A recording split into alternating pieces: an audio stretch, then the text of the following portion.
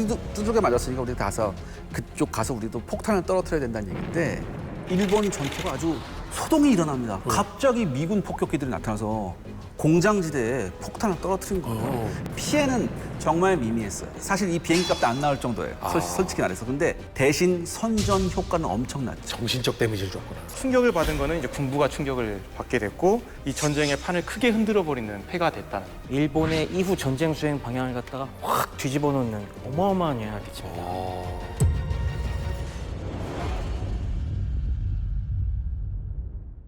우리가 괌 사이판은 이제 한국에서도 많이 가보잖아요. 그러면 뭐 섬도 너무 좋고 뭐 그리고 넓잖아요. 네. 그래서 그래 뭐 여기 정도라면은 기지가 있을 수 있고 그러는데 미드웨이는 지금도 뭐 가고 뭐 이런 곳이 아니잖아요. 거의 지금은 비행장도 뭐 폐쇄됐다라고 들을 정도로. 근데 왜 여기를 공격해서 뭘 얻으려고 가는 거예요? 그러니까 저 이름이 좀 특이하죠. 미드웨이라는. 그러니까 태평양의 한 가운데 있는 섬이기도 하고 아주 작은 섬입니다. 환초입니다. 산호초로 둘러싸여 있는 섬인데 여기를 이제 미군이 비행장도 만들어 놓고 이제 해군 해병대 기지를 또 만들어 놓고 하와이로 가는 이제 전초 기지인 거죠. 하와이에서 한 2,300km 떨어져 있는데 그 이후에는 섬이 없어요. 그러니까 반드시 하와이를 가기 위해서는 이 섬을 잡고 있어야지. 네. 이것만 잡으면 여기는 다 방어할 수 있어. 하와이로 갈 수 있고 뭐 전초 기지로 쓸 수 있기 때문에 나름 이제 전략적 요충지라고 이제 볼 수 있는 지역인 거죠. 이걸 갖다 육군 측에서는 처음에는 물론 저희가 비행장이 있긴 하지만 저기 너무 작아갖고 네.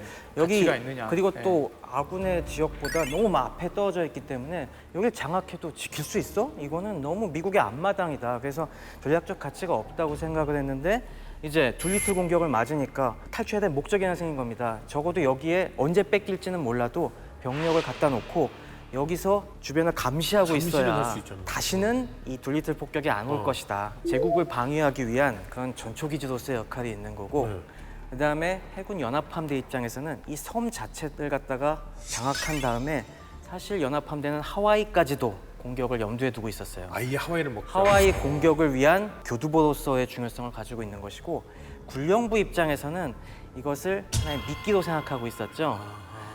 미드웨이를 갖다가 우리가 먹으면은 그 다음에 오겠지. 미군의 주력이 이제 움직일 것이다. 그러면은 계속 생각해왔던 이 점감 유격 작전의 함대 결전을 실현시킬 수 있는 딱 조건이 조성이 된다. 이런 관점에서 허가를 해준 겁니다. 그럼 군령부가 생각이 제일 크네. 미드웨이 먹고 딱 들어와. 그러면 양쪽에서 확 그냥 덮쳐가지고 싸그리 미군 이거 없애면은 태평양 쪽으로는 이제 눈도 안 돌리겠지? 누가 봐도 미드웨이는 사실 요충지였어요. 더군다나 진주만이 일어나기도 전에 태평양 전쟁이 일어나기도 전에 미 의회에서 어떤 결정이 내려지냐면은 그러니까 항공기 인력과 항공기 숫자를 충원해서 이 충원된 전력을 어디로 보냈냐? 미드웨이로 보내라는 보고서가 나와요. 미 의회 보고서가 그렇게 나올 정도로 중요한 곳이었어요.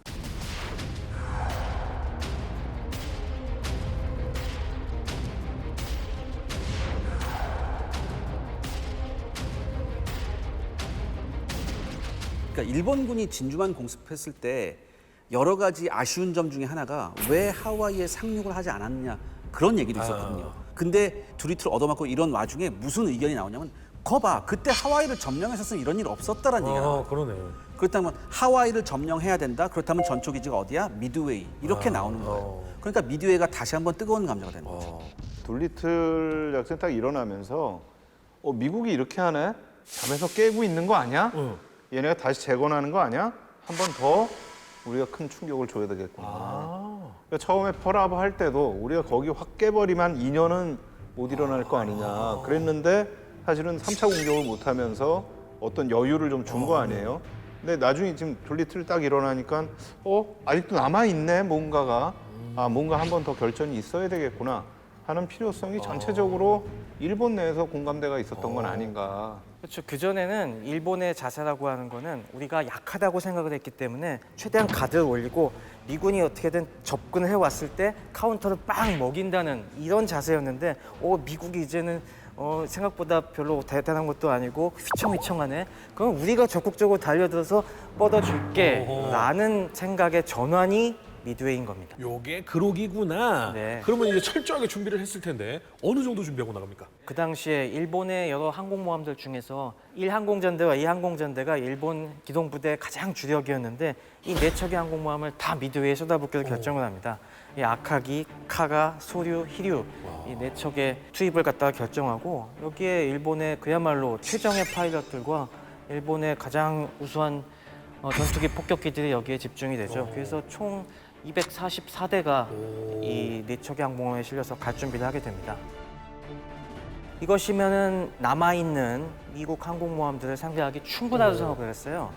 당시에 미국 항공모함들은 3척밖에 가용하지가 않았고 그 중에서도 요크타운은 바로 직전에 있었던 산호해전에서 굉장히 큰 피해를 입어서 전투에 참여할 수 있을지 없을지도 굉장히 불확실한 상황이었습니다. 아, 그 호주 위에서 전쟁을 일본군을 막았던 요크타운은 충격을 많이 받았군요. 네, 그 당시에 일본도 해군 정보망들이 당연히 가동이 되고 있었으니까 아, 요크타운은 큰 피해를 입었음. 그래서 절대로 이 해역에 나타날 리가 없음. 이렇게 생각하니까 그럼 나머지 엔터프라이즈하고 호넷 2개 남았네? 그렇죠. 그러니까 4대 2에서 그렇게만 따지면은 엄청난 압도적인 우세가 펼쳐지게 되죠.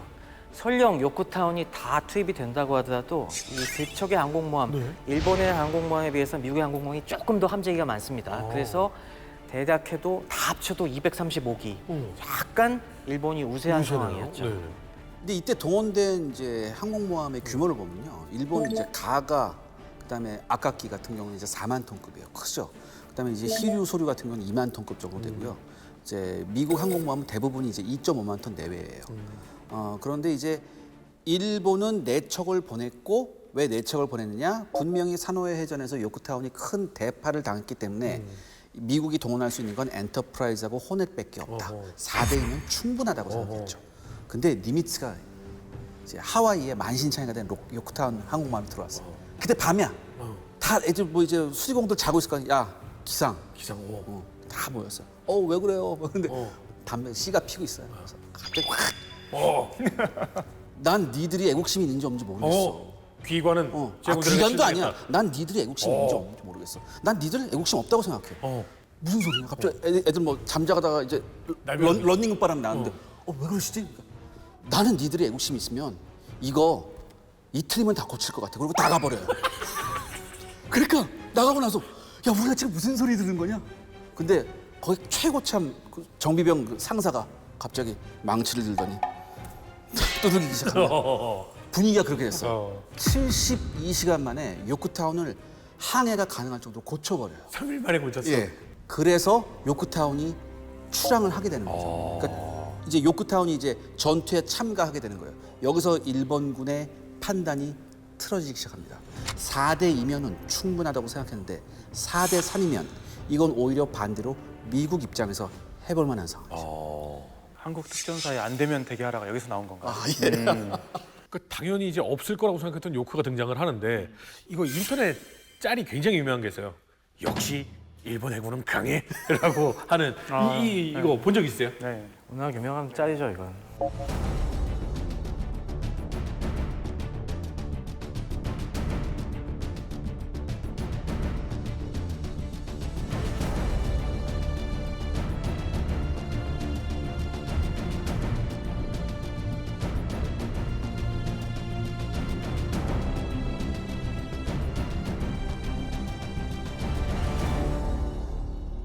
사실은 그냥 밀리터리에 전혀 관심이 없고 그냥 보통 사람의 뇌를 가지고 이 만화를 보면 이거 뭐 IQ 150이 이해할 수 있는 만화인가? 약간 이런 느낌도 좀 사실 들기는 해요.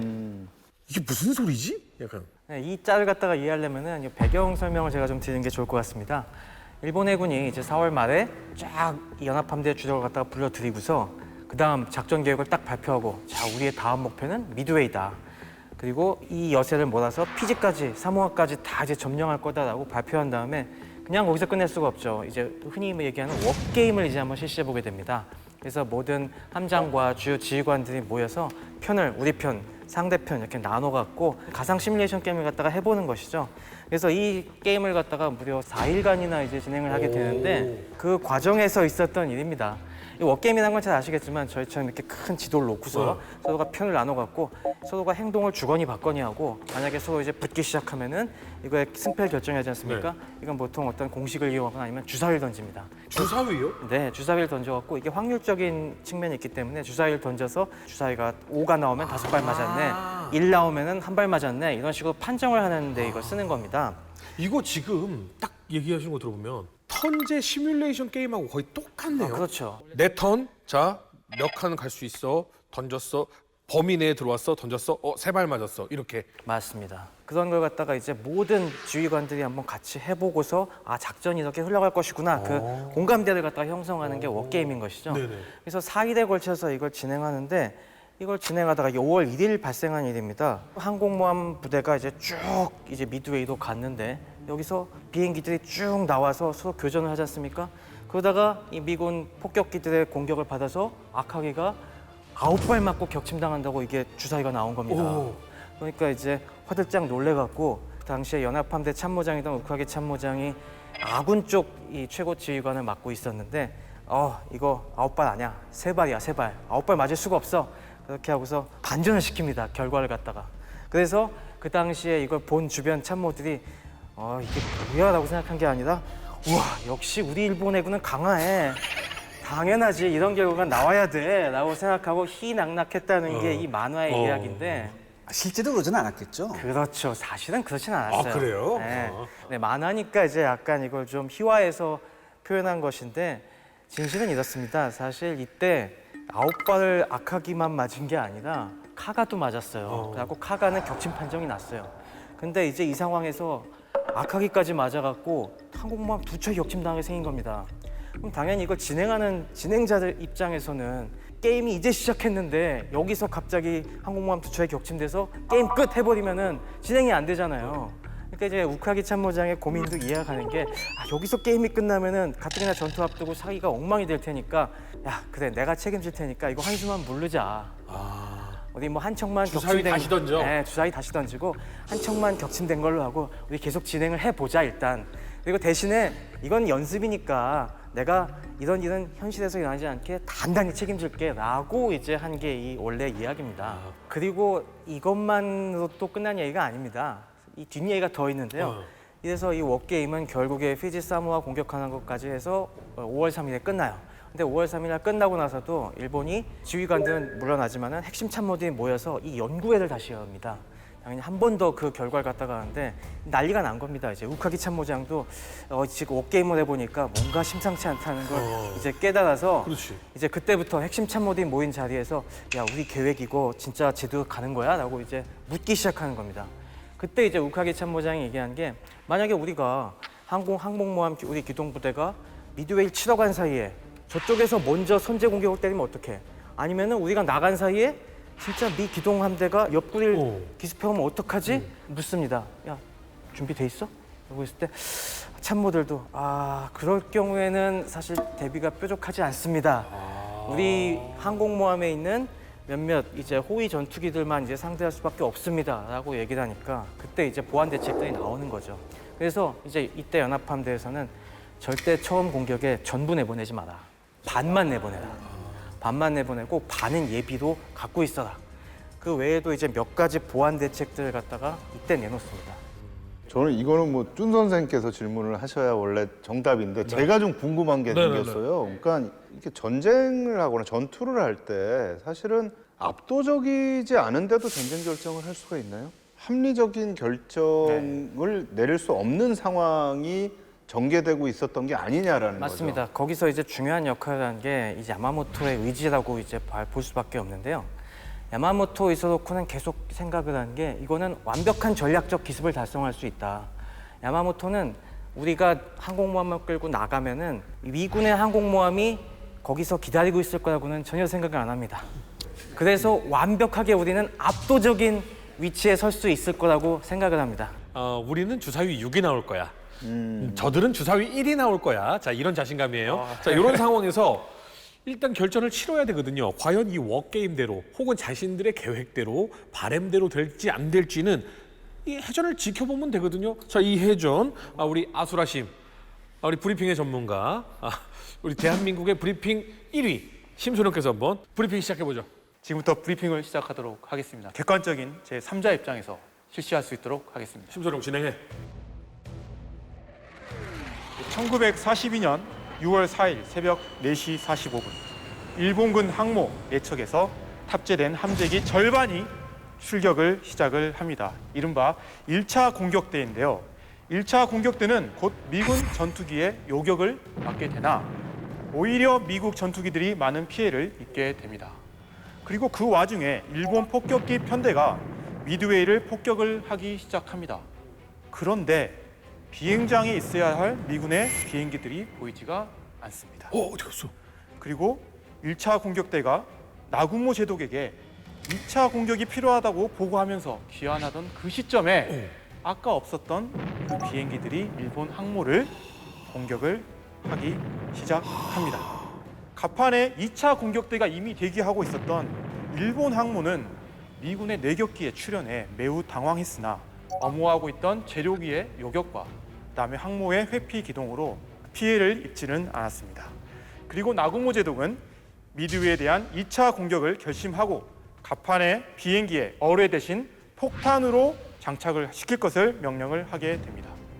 재무장이 끝날 무렵 미드웨이 섬에서 출격한 미 급강화 폭격기도 이제 희류를 공격을 하게 되는데 이 역시 대공포화와 제로기의 요격으로 실패를 합니다. 나구모 제독은 미 항모를 발견했다라는 그런 소식을 듣게 됩니다. 그래서 이제 미 항모를 공격하기 위해 갑판에 있었던 폭탄을 장착한 폭격기들을 경납고로 내려보내고 지금 기다리고 있었던 1차 공격대를 다시 갑판으로 착함을 시켜서 연료를 재보급받는 동안에 경납고로 내려간 함재기들은 다시 어뢰로 바꾸어 다는 그런 복잡한 무장 과정을 진행을 하고 있었는데 바로 그 순간 미 항모 엔터프라이즈, 호넷, 요크타운에서 출현한 뇌격기들이 차례로 공격을 하기 시작합니다. 그런데 모두 실패하고 마죠. 주사위가 계속 일본은 역시 신이 지켜주는 나라야 라고 생각을 했지만 당시 일본은 유명한 야구 선수의 격언 끝날 때까지 끝난 게 아니다라는 말을 기억을 했어야 됩니다. 요기베라의 결혼. 요기베라. 아, 감사합니다. 이때 요기베라가 이전이에요? 이후 아니야? 이후죠. 죄송합니다. 제가 잠깐 착각을 했습니다. 이후입니다. 정신 차려 심소령. 아, 현재 관점에서 하다 보니 심소령. 네, 알겠습니다. 인사국가에 반영해. 네, 알겠습니다. 아니 지금 상병도 안 되는 사람. 미안합니다. 네. 미국에게는 급강화 폭격대가 남아 있었던 거죠. 맞아요. 우여곡절 끝에 일본 항대를 발견한 미 항모 엔터프라이즈와 요크타운에서 출격했던 급강화 폭격대가 공격을 감행하게 됐고 불과 5분 만에 희류를 제외한 세 척의 항모가 침몰의 운명을 맞게 됩니다. 미드웨이 회전의 운명을 가른 건 바로 단 이 5분이었던 거죠. 그리고 마지막 남은 희류는 반격을 가해서 미국의 요크타운을 침몰시키는데 성공했지만 결국 희류도 침몰하고 맙니다. 그래서 미드웨이 해전에서 일본은 그들의 최고 정예였던 제1기동부대의 모든 항모를 잃게 됨으로써 전투는 미군의 대승으로 끝나게 됩니다. 이상입니다. 수고했어. 이게 태평양 전쟁 전체를 보면요, 항상 우리가 미국이 일본에 비해서 압도적인 뭐 물량의 우위가 있었잖아요. 미드웨이만큼은 정반대였거든요. 일본이 미국에 비해서 압도적인 물량이 있었던 상태에서 미군이 히트앤런을 할 수밖에 없었던 상황이에요. 그렇죠. 네. 근데 이제 이 미드웨이를 전체적으로 보면 일본군의 몇 가지 패착이 있는데요. 거기서 가장 큰 패착 중에 하나가 정보의 결핍이었어요. 이게 뭐냐면 일본군은 미드웨이가 일어나기 직전에 일본은 무슨 생각을 하고 있었냐면 분명히 미 해군 대부분이 솔로몬 제도에서 작전 중일 거라고 철석같이 믿었었어요. 왜 그렇게 자꾸 믿어? 그러니까요. 그래서 이제 5월 30일에서 6월 3일 사이에 진주만 쪽으로 이제 비행정을 내보내서 정찰을 하려고 했어요, 일본군이. 근데 중간에 이제 급유를 해야 됐었거든요. 그래서 일본군 잠수함하고 조우해서 이제 급유를 하려고 했었는데 마침 이때 미군 잠수함이 순찰을 돌아요. 그래서 급유에 실패를 해서 얘가 진주만까지 못 가요. 그래서 중간에 돌아와 버리거든요. 근데 바로 이때 무슨 일이 있었냐면 스프론스의 미 함대가 진주만 쪽으로 오고 있었다는 거예요. 이거의 포착에 실패해요. 만약에 이거 포착에 성공했다면 그렇죠. 네. 미군이 알고 있구나. 솔로몬 제도에 있는 게 아니라 지금 진주만으로 오고 있습니다. 다 알았을 거예요. 근데 이걸 실패해 버린다고요. 또 하나 중요한 게 6월 1일 날 왜 아까 그 우카키 참모장 그 워게임 진행했던 사람, 이 사람이 일기에 이렇게 써요. 하와이 구역에서 감청된 180건의 무선 통신 중에 72건의 긴급이란 단어가 포함되어 있다. 미군도 분명히 우리를 맞이할 준비를 하고 있는 듯하다라고 일기에 적습니다. 그렇다면 이게 대단히 중요한 정보잖아요. 이게 1항공함대 사령관 나구모한테 전달이 안 됩니다. 무선 그 통신 보안이 있었고 네. 또 뭐냐, 감청 장비를 충분히 아깝기에 있는 나구모도 알 수 있을 거라고 생각했어요. 감청 장비가 있으니까. 근데 사실 당시 아깝기에는 감청 장비가 없었습니다. 근데 분명히 제가 알고 있을 거야. 아니, 알겠지. 일본이 듣다 보니까 믿음의 군대네. 이미 일공함대에서 출격하기 전에 우리가 감청 장비가 부족하다. 그러니까 무슨 상황이 일어날지 우리는 다 파악하기가 어려우니까 연합함대에서 그거는 다 좀 캐치를 해서 우리한테 보내달라. 우리가 응답은 못해도 듣기는 하겠다라고 했는데 연합함대가 그 역할을 제대로 못 해준 거죠. 근데 이제 여기 작전 개시 직전에 어. 다시 한번 이제 나구모가 자기 휘하 지휘관들한테 나구모가 직접 작성한 정보 판단 문서란 걸 배포해요. 이걸 읽어보면 정말 가관입니다. 뭐라고 얘기냐면 1번, 적 함대는 아마 미드웨이 상륙 작전이 시작될 때 그때서야 교전에 나서게 될 것이다. 두 번째, 미드웨이 섬에서 이륙하는 적의 초계기는 서쪽과 남서쪽에 치우쳐서 북쪽과 북서쪽에서는 많지 않을 것이다. 적의 초계기 활동 반경은 대략 500해리만 될 것이다. 적은 아직 우리의 계획을 알지 못하며 아직 우리 기동부대를 발견하지도 못했다. 우리 인근에 적의 기동부대가 존재한다는 증거도 없다. 우리는 미드웨이를 공격하여 육상기지 항공기들을 파괴함으로써 상륙 작전을 지원할 수 있다. 그 뒤에 방향을 전환해 접근하는 적 기동부대를 맞아서 격파할 수 있다. 마지막, 적 육상기지의 항공기가 반격을 해와도 우리는 충분히 그들을 격퇴할 수 있을 것이다. 그쪽 혹시 무슨 점성술 같은 거 작전 자꾸 탄 첨부가? 거죠. 아니 근데 지금 1차 웨이브 오기 전에 일본 폭격기가 갔을 때 야 왜 비행기가 하나도 없냐? 이건 이미 요격하러 간 거잖아요. 그렇죠. 사실 여기서 이제 미드웨이의 승패가 갈린 요인들이 발생하는데 아까 우리가 항공모함 전력 비교에서는 4대3, 최악의 경우 4대3으로 그래도 일본이 우세라고 했지 않습니까? 네. 근데 여기서 고려 안 한 부분이 있습니다. 뭐요? 바로 미드웨이 섬의 항공부대였죠. 맞아요. 항공모함 세대와 미드웨이. 그렇죠. 미드웨이라는 불치망모를 갖다가 충분히 계산을 못했어요. 당시에 일본 입장에서는 항공기가 배치돼 있겠지만은 얼마나 우리에 큰 대세 지장을 주겠어라고 간과를 했었죠. 네. 하지만은 저 표를 보시면 아시겠지만은 저 미드웨이 섬을 제외하면은 아까 근소하게 일본이 우세했지만은 미드웨이 섬에 당시에 배치된 항공기가 100대가 넘었어요. 오. 그래서 이 항공기들이 포함이 되면은 2대3으로 전력이 역전이 돼 버립니다. 특히 극강화 폭격기는 거의 2배만큼 더 많았어요. 급강화가 많다. 그렇죠. 그러니까 원래 그 항공모함을 공격할 때 보통 우리가 뇌격기가 어뢰를 떨어뜨리면 확실하게 침몰을 시킬 수 있다고 생각하지만 사실 뇌격기는 거의 뭐 공격의 99%가 어뢰를 떨어뜨리기도 전에 공격받는 경우가 많잖아요. 그래서 항공모함을 격침시키기에 가장 좋은 수단은 사실 그때 당시로서는 급강화 폭격기였다는 얘기가 있었거든요. 그 내격기는 선으로 오고 예. 급강화 폭격기 점으로 떨어져서 그런 거. 더군다나 뇌격기는 수면에 바짝 붙어서 가야 되는데 여기서 위에서 호위기가 떠 있다가 내려 꽂히면서 기관총 쏘면 뭐 자 그러면 미드웨이에 급강화 폭격기가 많다. 그리고 이미 미드웨이 도착했더니 비행기 다 떴더라.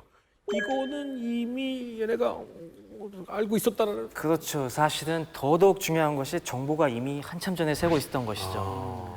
이것이 사실 태평양 전쟁 초반의 승부를 결정짓는 어마어마한 역할이 이제 그 전모를 드러내기 시작한 겁니다. 사실 일본의 암호는 이 당시부터 싹싹 다 털리고 있었어요. 그래서 근데 이렇게 알고 1차, 2차 웨이브 다 실패했다는 건 미국도 조금 무능하긴 했다. 그죠? 그렇죠. 그 당시 아직까지 일본이 그만큼 강했다는 것이죠. 너무나 우연 요소가 많은 거죠 전쟁에.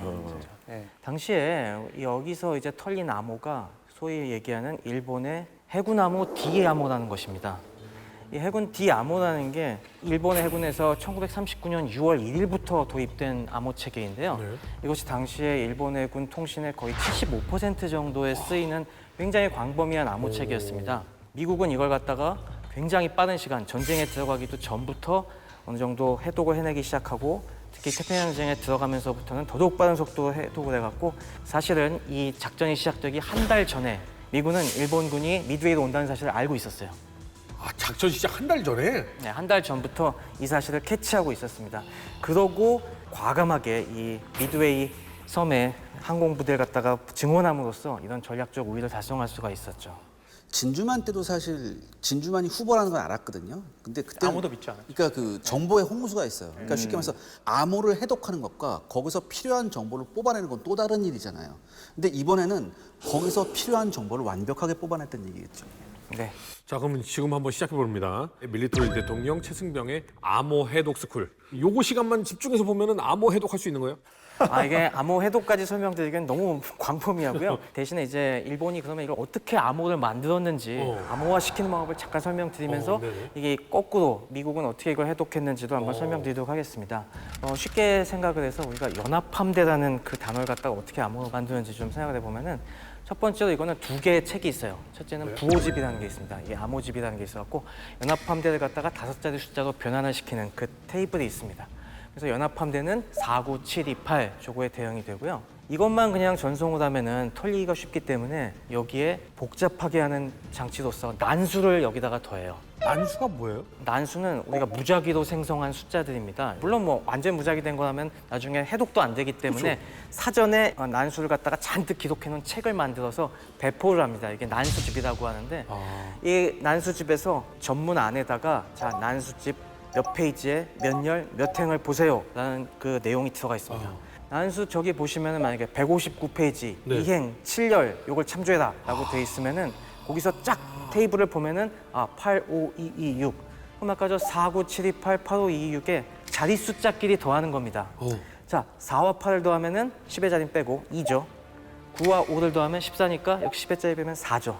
7, 2 더하면 9, 2 더하면 4 8, 6 더하면 14니까 4만 남기고 이렇게 해서 만들어진 24944가 전송해야 될 암호가 되는 겁니다. 이렇게 만들어진 5자리 숫자들을 쫙 모아서 무전으로 치는 거예요.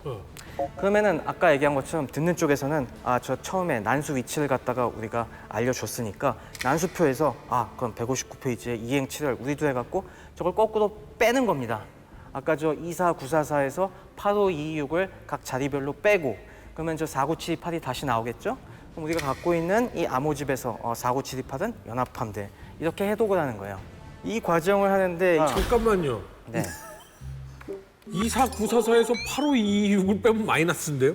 아니 그러니까 뒷자리만. 나만 빼고 다 이해하는 거야? 12에서 8을 빼면 4 이런 식으로. 네. 허준 씨 왜 이렇게 평소보다 눈이 2배로 커지셨어요? 내 영역이 아니에요. 내 영역이 아니에요. 저것도 뭐 이제 통신하면은 또 달달달 외워갖고 저것 좀 그냥 다 쭉쭉쭉 나옵니다. 네. 이거 저랑 같은 레벨의 이제 분들한테 편하게 설명을 하면 지금은 잘 안 쓰는데 옛날에 은행에서 보면 보호 카드, 암호 카드를 줘요. 그러면 몇 다시 몇 열에는 숫자가 뭐가 있잖아. 그러면 네. 그 숫자를 입력하면 비밀번호가 입력이 돼서 은행에서 돈을 뺄 수 있잖아요. 보안 카드. 보안 카드. 그것처럼 보안 카드가 난수집으로 이렇게 두꺼운 게 있는 거잖아요. 그렇죠. 그게 몇백 페이지도 이렇게 내부가 되는 거죠. 오. 공식은 모르겠지만 이해는 했어요. 근데 여기서 질문이 하나 있습니다. 만약에 이제 미국이 이걸 해독하려면 일본군의 난수표를 입수해야 되나요? 그렇죠. 난수표를 갖다가 입수를 해야지 이걸 해독할 수가 있는데 당연히 방법은 일본의 기지에 쳐들어가서 그 난수표 갖다가 탈취하는 방법이 그렇죠. 있겠지만은 아직 그 수준까지 가지는 않았어요. 근데 이걸 갖다가 이제 이 수많은 수학자들을 동원을 해서 이걸 해결하기 시작을 합니다. 사실 이것이 이 연합군의 어마어마한 이게 힘인데 이게 제가 항상 말씀드렸던 미국의 가장 무서운 점. 엄청난 수학자들을 동원할 수 있었다.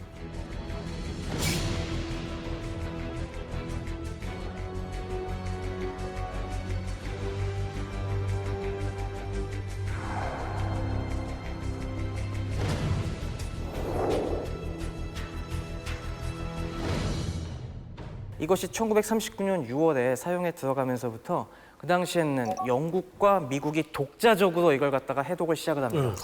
이걸 쟤네들 통신을 갖다가 보고서 이걸 어떻게 해독할 수 있을까 막 이 서로 연구를 해갖고 나름대로 굉장히 빠른 시간에 이 성과를 올립니다. 이게 사실 성과를 낼 수 있었던 이유가 저 방법 자체는 알려져 있어요. 그 전부터 사용하던 걸 갖다가 조금 더 개량한 차원이고 다만 저 난수표를 체계적으로 찾아낼 방법을 몰랐기 때문인데 그 방법들을 이제 전쟁이 임박해져 오니까 영국과 미국에서 최고의 브레인들을 동원을 해갖고 방법을 막 찾아냅니다. 그러다가 이제 전쟁이 터지고 난 다음에 처칠과 루즈벨트가 대서양 원장을 만들고 그 당시에 서로 협력을 갖다가 논의하던 시기에 양쪽의 암호 전문가들이 모여서 우리 정보 공유하자. 지금까지 해독한 정보가 어떻게 너네들이 얼마큼 해독했는지 우리 닦아놓고 우리끼리는 공유하자. 바로 이때 이제 가셔야 되는 게 그 뒤로 또 이제 파이브 아이즈라는 얘기 들어보셨습니까? 네네네. 지금도 네, 있잖아요. 그렇죠.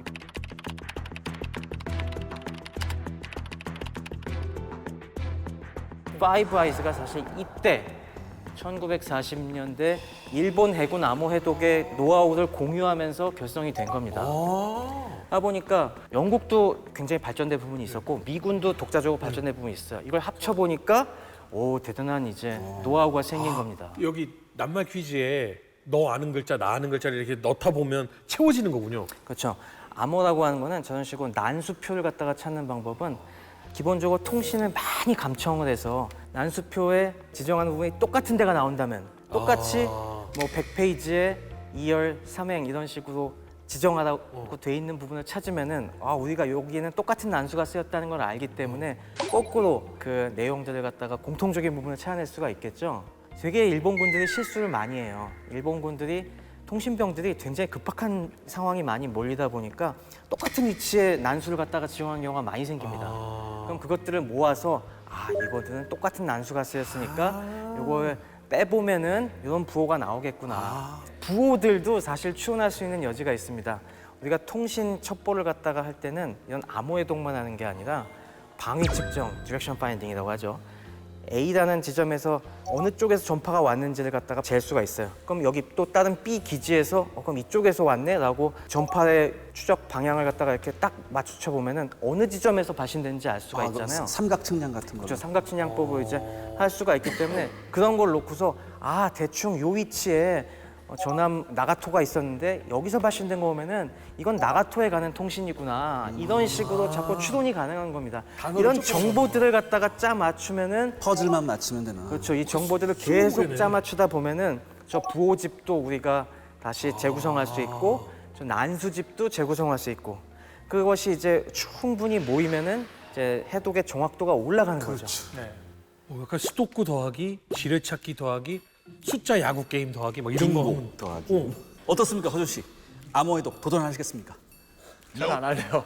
못할 것 같아. 그러니까 나는 솔직히 얘기하면 지금도 저 왜 공식이 나왔는지는 알겠는데 지금도 왜 저 숫자인지는 잘 모르겠어. 근데 이거잖아요. 그러니까 결국 난수 위치라는 게 계속해서 이 급하니까 똑같은 위치를 쓰면 그렇죠. 이 위치를 썼을 때 어떤 것이다라는 공식이 생기게 되는 거고 맞습니다. 그 공식에서 다른 위치일 때는 그러면 여기에서 찾아낸 거를 대입하고 이걸 서로 병행해서 다 같이 공개하니까 조합이 맞기 시작하는 거고. 그렇죠. 그런데 여기서 일본군은 몇 가지 실수를 더 합니다. 난수표를 이용한 암호의 보안을 지키는 생명은 자주 바꾸는 거예요. 자, 부호집과 난수집이 기껏 열심히 해독을 해서 한 이제 몇백 페이지 우리가 찾아냈는데 또 바꿔버리면은 그쵸. 다 무용지물이 되지 않습니까? 다시 이제 감청을 해서 이걸 또 찾고 반복을 해야 되니까 원래 이렇게 자주 바꿔줘야 되고 실제로는 일본군도 처음에는 한 3개월 단위로 열심히 바꾸려고 했는데 이게 전쟁이 시작이 되고 난 다음에 이 난수집을 배부하는 것도 상당히 일이거든요. 야, 얘네 어딨냐? 태평양에 있는데요. 배송 어떡하지? 그러다 보니까 얘네들이 전쟁이 시작하고 나서도 6개월 넘게 이걸 안 바꿉니다. 그래서 그 바람에 미드웨이 해전이 얘기가 될 때까지도 이 난수표 갖다가 못 바꾸고 계속 작전을 하게 돼요. 그러다 보니까 기존에 우리가 쌓아왔던 미군이 정보를 가지고 결정적인 순간 바로 미드웨이 해전 한 달 전에 암호문들을 해독하고 있었던 것이죠. 당시에 이제 처음 이 징후가 잡힌 거는 K 작전. 일본도 사실 진주만을 한번 치러 들어간 다음에 그 다음부터는 진주만에 대한 정보가 끊어집니다. 간첩들 다 잡혔죠. 이제 대잠 방어망이 강화됐죠. 미국도 초계기를 엄청나게 띄워서 주변에 일본 해군들이 혹시 접근하지 않나 감시를 합니다. 정보가 없어요. 그래서 일본이 이 당시에 3월에 한번 우리가 밤에 몰래 비행정을 갖다가 띄워서 정찰을 해보자 하는 시도를 갖다가 합니다. 그러면서 요걸 준비하기 위해서 정보를 수집합니다. 근데 이때 정보가 가장 중요한 게 뭘까요? 얘네 방어 라인. 아, 바로 날씨 정보예요. 예? 왜냐하면 당시에는 이 비행정들은 당연히 방어력이 부족하기 때문에 밤에 몰래 가서 희뿌연 저 어둠 사이로 자 이제 달빛 아래 눈으로 비치는 보고. 그렇죠. 눈으로 보고 이걸 정찰해야 됩니다. 그러니까 조건이 달이 밝을 때만 가야 돼요. 근데 그날도 만약에 구름이 껴서 밑에가 안 보이면 소용이 없잖아요. 그러다 보니까 계속 이 날씨 정보를 갖다가 찾게 되는데 그러다 보니까 전문을 갖다가 자 미드웨이, 하와이 이 일대 날씨를 갖다가 조사해서 보내라라는 전문들이 계속 흘러나오기 시작합니다. 근데 이때 이 미군의 통신 감청 부대가 이 내용들을 딱 듣고서 물론 미드웨이라고는 곧잘 얘기했지만은 몇 가지 부호가 등장하죠. AF, AFH 이런 데 위치들에 대한 나시 정보를 보내라라는 것들을 보고서 뭔가 심상치 않은 일이 일어나고 있다. 그럼 여기서 AF가 도대체 어디야? 라고 했을 때 딱 이 미군은 이때서부터 여기가 미드웨이라고 의심을 하기 시작한 거예요. 그래서 수수께끼가 하나 풀린 거죠. AF는 미드웨이다. 미드웨이다. 그런데 이게 워싱턴에 있는 미 해군 본부 쪽의 이 암호 부대에서는 AF가 미드웨이라는 걸 믿을 수가 없었어요. 그 이유가 왠지 아십니까? 미군 쪽에도 통신에서 미드웨이 기지에 대한 이제 콜사인이 있을 거 아니에요. 근데 미군도 AF를 쓰고 있었던 거예요. 미드웨이에 공교롭게. 대해서. 공교롭게도. 암호를 똑같은 걸 쓸 리가 없어. 그래서 미군 본토에서는 이럴 수도 있겠다. 얘네 우리 암호 아는 거 아니야? 역정보다. 어떻게 이런 우연이 있을 수가 있냐? 이거는 설마 이럴 일은 없을 거야라고 하면서 그래서 너네 실수했을 것 같으니까 다시 한번 해봐 이런 식으로 자꾸 아니야 아닐 거야 딴 데일 거야. 그래서 니미츠와 하와이에 있는 암호의 독부대는 그럼 우리가 보여줄게 확증을 어떻게 하면 좋을까라고 했을 때 꾀를 쓴 게 가짜 정보를 흘리는 거죠. 그래서 이 미드웨이와 하와이 사이에는 지하 해적 케이블로 굳이 무전을 안 쓰고도 통신할 수가 있었거든요. 그래서 우리 한번 모의를 해보자. 그래서 해적 케이블로 유선 전화로 너네 암호문 아닌 평문으로 우리 지금 담수화 장치가 고장이 나서 우리 민물을 못 만들어. 빨리 이거 좀 어떻게 고쳐줘. 라는 긴급 전문을 보내라. 그러면 일본이 어떻게 반응하는지 보자. 라고 이렇게 미끼를 던진 겁니다. 그래서 진짜 이렇게 던지니까 따닥따닥따닥 이게 뭐야 아무도 아니네 평문이네 와 째수 하면서 즉시 해독을 해서 일본도 이제 미드웨이의 담수화 시설 고장 빨리 우리도 이에 대한 대책이 요망됨 이런 식으로 이제 보고를 합니다. 거기에 AF만 나온 거야? 그렇죠. 거기에 AF가 딱 등장하는 겁니다. 그래서 이걸 또 미군 암호해독 부대가 탁 캐치를 해서 역시 걸려들었어. 그러면서 자, 봐 증거 있지? 하니까 이제 인정하면서 이제 미드웨이로 가는 걸 허가해 주는 겁니다. 근데 나 궁금한 게 미국이 미드웨이에 물이 없으면 일본한테 뭔 득이 있다고 그렇게 신나게 지네 암호를 깐 거예요? 자, 일본 입장에서는 이제 미드웨이를 점령할 것이 목적이지 않습니까? 점령하면 점령 부대 여기 들어 앉아 있어야 되는데 들어 앉아 있으면 먹고 마실 물이 필요하잖아요. 김치국 마신 거야? 만약에 거기 고장이 났으면은 얘도 담수 시설 가져와야 될 거 우리가 아니야. 준비를 해가야 되니까. 야, 우리 미드웨이 점령한 다음에 마실 물 없어. 물 가져와. 이거잖아. 그렇죠. 미리 준비해 우리도. 그걸 갖다가 이제 빨리빨리 전파를 해야 되니까 여기에 더 크게 반응을 한 거죠. 그걸 어떻게 김치국이야? 김치국이지. 아니 점령을 한 다음에 지금 먼저 마신 거죠. 그러다가 이제 5월 중순이 되면서 진짜 알짜배기 정보들이 쏟아지기 시작합니다. 이제는 일본 해군의 주력이 움직이기 시작했지 않습니까? 여러 군데에 흩어져 있던 함정들을 다 미드웨이 쪽으로 이제 집결하는 전문들이 막 왔다 갔다 하면서 이제 미군들이 점점 그걸 해독하면서 이 일본 함대의 전모를 다 파악하게 됩니다. 항모 4척 오고 있어. 6월 7일 날 애들이 미드웨이 상륙작전을 하기 사흘 전 6월 4일에 폭격을 시작할 거야. 이런 정보들이 5월 말에 다 밝혀지게 됩니다. 더더욱 일본 입장에서는 애석한 일이 딱 이렇게 암호가 다 털린 다음에 그때 암호를 바꿔요. 딱 5월 27일 작전을 시작하기 일주일 전에 그동안 미루고 밀어놨던 난수집을 그제서야 바꿉니다. 그 바람에 이제 마지막 일주일은 딱 정보가 끊깁니다. 하지만 이미 다 충분한 정보를 입수하고 있었기 때문에 미군은 충분한 준비를 할 수가 있었죠. 아까 산호해전에서 투입돼 있던 항모 2척을 빨리 진주만으로 귀환해. 너네 지금 빨리 다시 보급해서 저기로 가야 돼. 하다 보니까 굉장히 기민하게 움직였어요. 이런 얘기도 있더라고요. 원래 일본이 여기 보내려고 했던 항공모함이 6척이었대요. 그 류조하고 준요도 같이 보내려고 했었다고 하더라고요. 그러니까 6대 3이면 2배니까 충분히 이긴다. 근데 요코타운 하나가 빠졌다고 생각하니까 6척까지 보낼 필요 없다. 4척만 보내면 된다. 그럼 류조하고 준요는 안류산 쪽에서 견제로 양동작전을 할 수 있다. 이런 생각을 한 거예요. 근데 막상 4대 2로 생각하고 갔는데 숫자가 뒤집어 버리니까. 일본 해군 입장에서는 미국 함대 갖다가 끌어내는 미끼로 쓰려고 했어요. 그러다 보니까 제일 걱정을 한 게 만약에 미국이 쫄아갖고 미끼를 던졌는데 안 물려오면 어떡하지? 라고 이 생각을 한 거예요. 그래서 군령부는 오히려 미국이 바보가 아닌데 우리가 이렇게 강력한 항공모함 전력이 있는데 그 순순히 항모 두 척을 끌고 나올 리가 없다. 그래서 사실 공격을 또 결정한 게 알류샨을 같이 공격하자. 그러면은 알류샨은 진짜 또 미국의 중요한 영토기 때문에 여기까지 공격하면은 그제서야 이제 어쩔 수 없이 나올 것이다. 근데 알류샤는 공격이라기보다는 어떻게 견제라고밖에 볼 수 없는.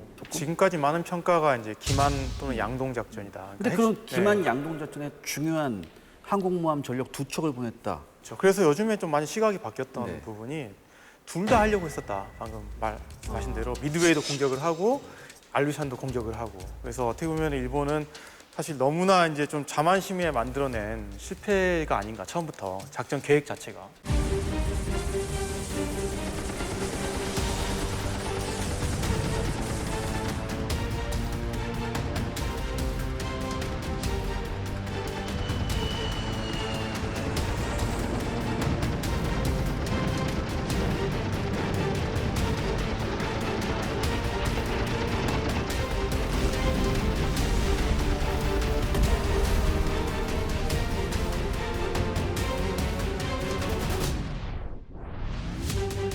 전체적으로 일본이 지금 모든 게 톱니바퀴가 안 맞아 들어가고 있잖아요.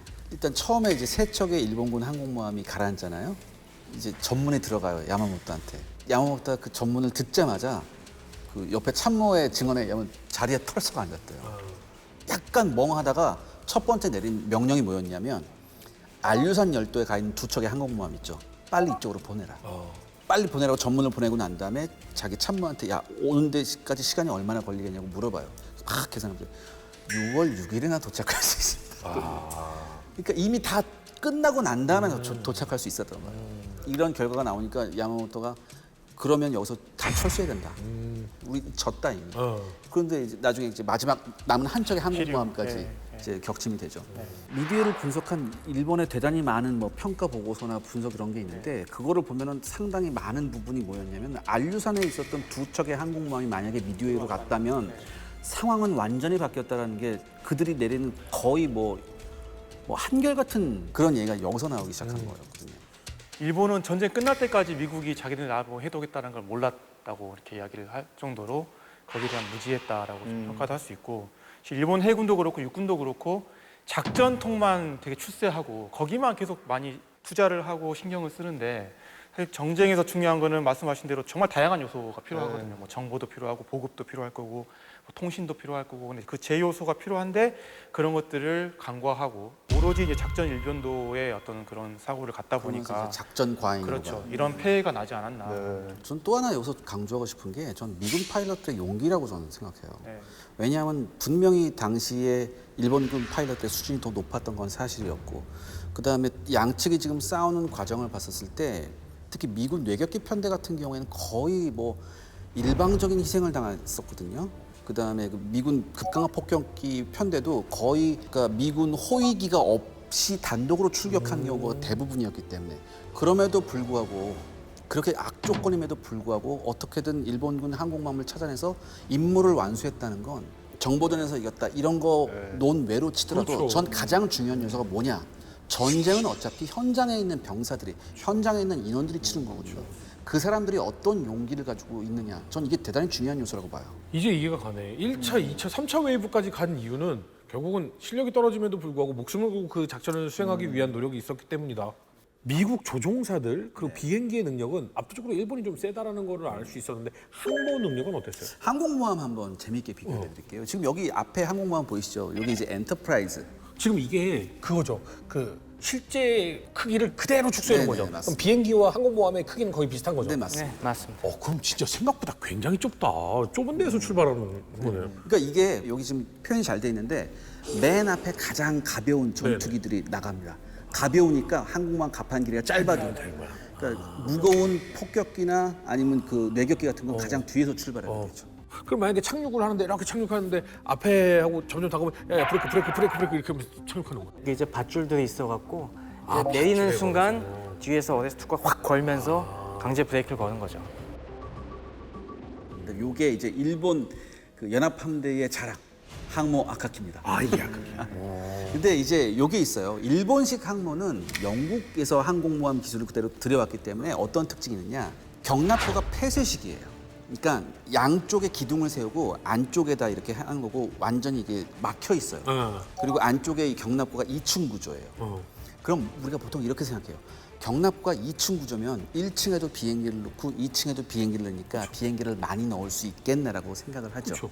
근데 의외로 이 폐쇄식 경납고는 안쪽에 공간이 좁기 때문에 비행기를 많이 못 넣습니다. 또 하나 1층, 2층 나눠져 있죠. 네. 그럼 이게 공간이 좁기 때문에 만약 전투기 같은 게 혹은 뭐 급강하 폭격기 같은 게 고도화되잖아요.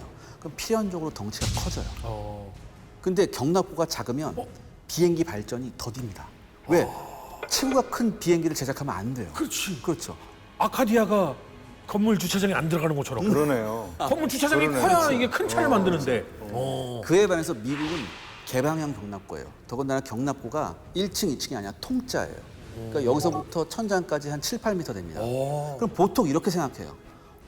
그렇게 되면은 경납고가 하나니까 비행기 많이 못 넣겠네. 그렇죠. 미군의 경납고 방식을 한번 사진으로 보여드리겠습니다. 어떻게 해야 많이 들어가지? 자, 밑에도 넣고요. 천장에도 매달아놔요. 아, 매달아. 네. 그렇기 때문에 배트맨들인데? 그렇기 때문에 오히려 1층, 2층 구조보다 더 많은 항공기를 집어넣을 수 있고 이렇게 되면 공간이 넓으니까 항공기가 나중에 고도화될 때 대단히 편리하죠. 너무 신기하다. 아니 근데 매다는 건 지금도 저렇게 써요? 지금은 저렇게 안 하죠. 지금은 미군은 전부 다 폐쇄식이에요. 그렇다면 왜 폐쇄식을 일본군이 했냐? 항공모함이 거친 바다를 많이 나가려잖아요. 그럼 이제 기상이나 풍랑이나 이런 게 거예요. 되게 많이 있어요. 막 심지어 바닷물이 안에 들어올 그럴 수도 경우도 있죠. 있고 이런 데 대단히 유리해요. 그렇기 때문에 이건 유리한데 단점이 있습니다. 뭐요? 이때 상황도 사실은 일본이 끝난 게 아닙니다. 여전히 뭐 일본은 지금 본인들이 말하는 방어선을 확보를 하고 있는 상태고 요 부분들이 만약에 일본에 넘어간다 그러면 이제는 호주가 위협을 받게 되는 거예요. 가장 큰 지점이 이제 항공모함에 대한 신뢰가 사라졌다는 거예요. 침몰하지 않는 항공모함이 필요하구나. 바로 섬이 중요하구나 하는 데 이제 생각을 바꾸게 됩니다.